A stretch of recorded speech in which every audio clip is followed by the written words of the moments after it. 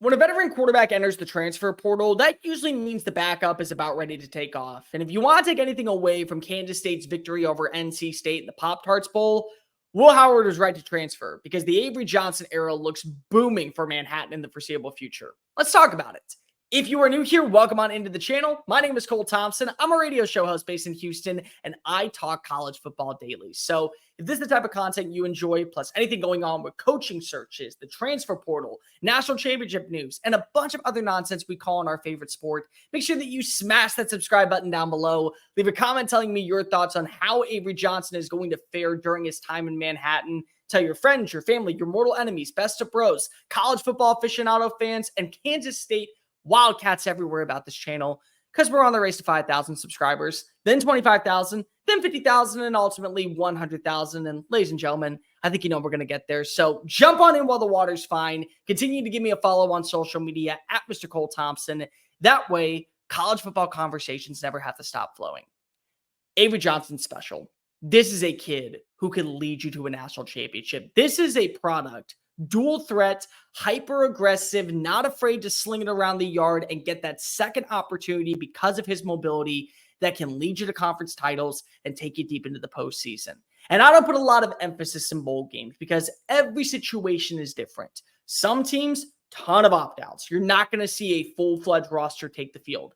Other teams, they're battle-tested and they're ready to strut their stuff one final time before they end their tenures and go off to the NFL or whatever great expenditures for them. NC State was without Peyton Wilson at linebacker, and Brennan Armstrong was a part-time starter. MJ Morris split reps with him, and they still found a way to get to 9-3. But I want to talk about Avery Johnson. The kid was mechanical yesterday. When you watch every single throw, timely, accurate, seemed to always be leading the receivers, never felt under pressure. That offensive line gave him more protection than I would say anybody else out there so far in college football. He looked electric. Finished last night with over 178 passing yards, also rushed for 71 yards, scored 3 total touchdowns. Not to mention, there were some things that you can take away that are definitely a work in progress. He wasn't entirely perfect, but the big thing is, this is a kid who finally got to take over the starting reins. And I thought that was big because of now they're bringing in a new offensive coordinator, and that coordinator is going to be able to see everything that he needs to. What were the positives? What were the negatives? What stands out about Avery Johnson's game?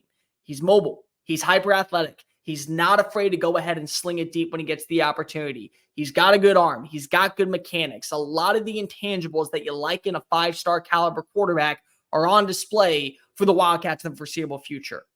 Now you just got to hone that in.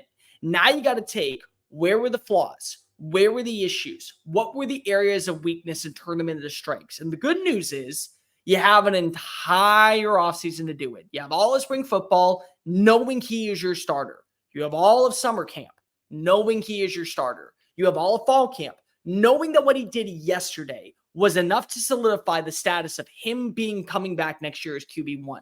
So everything is catering now to Avery Johnson. What works, what doesn't, what's going to make him better, what's going to hinder his success, and how do we build off that, bottle it up, and carry that confidence over into 2024. Kansas State's going to be a threat in the Big 12. Let's just get this out of the way. They've always been good. They've always been, in my opinion, a tier 2 squad in the Big 12 because they find ways to get to 8-4 and 9-3 like it's no one's business. Last season, won the Big 12 title. Will Howard, of all people, was the leading man in the process, and Avery Johnson was still in high school. This past season, they held their own in multiple games. They nearly forged a comeback against Texas, brought it into overtime, and if Chris Klieman instead kicks a field goal instead of going for 2, well, now we're talking about a kid. Going for it on 4th down. Now we're talking about a team that maybe is playing in a better bowl matchup and with more seniority and with more opportunities to continue to see what this team can be. They're going to return a lot of talent offensively. Like, you're not going to have Cooper Beebe back next year, but you will have back most of your offensive line. You are going to return to multiple players at the running back position, at tight end, plus whatever you do in the transfer portal. Don't look now, but there is a second wave coming in April. So once you get those players in and they start to adapt to the offensive consistency, you learn, you grow, you thrive, you prosper. The defense, in my opinion, Also played extremely well. 164 passing yards for Brennan Armstrong. While they did average 7.1 yards per play on the ground, you got to be able to add in the right pieces on the defensive line. But at the same time, a full off season, a full time in the workout room, more reps in practice for spring football. Kansas State's going to be something to watch for in 2024. And why is that? Quarterback. Quarterback decides everything in college football. It does in the NFL too. You have a stable quarterback, guess what happens? You have a shot every single week. It doesn't matter if you're down by 10, up by 20, facing a third and long or second and short. Your quarterback is the right guy that fit your system, and you learn how to adapt to what his positives are. You will always have a shot at winning a football game. And Avery Johnson going into next year is going to be a top 25 quarterback in college football. Everything that you saw, the intangibles, it's a glimpse of what it could be. And that's the best part. I think if any Kansas State fan is waking up this morning and seeing 14 of 31 on the stat sheet, they're saying to themselves, well, that's just the foundation. Now we know what he has to work on. But there was a lot of positives. In fact, I would say there's more positives than negatives. You get over 220 total yards of offense against this defense, this version of the Wolfpack, you're doing something right. And this is a kid that still was finally getting his opportunity to shine. And we've seen it before, 5 touchdowns in one game during the regular season. Now you build off of that. Whoever comes in as offensive coordinator, yeah, they're not going to be Colin Klein 2.0, but maybe that's a good thing. Maybe you take the things that worked at Klein's offense for a guy like Avery Johnson with the Wildcat, with the option, with the ability to utilize his legs and win in the open field, and you build off that. Turn a lot of RPOs, make a lot of play action passes. Be not afraid to sling it when you get the opportunity to go 50 yards downfield and connect with the receiver that's already beaten a cornerback in single man coverage. Once you get that all done, it becomes an easy breeze. But the good news is that Kansas State realizes they have a quarterback, and they have a pretty damn good one, in my opinion.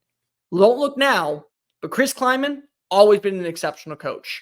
Avery Johnson, an exceptional quarterback with still so much underneath the microscope that hasn't even been touched yet.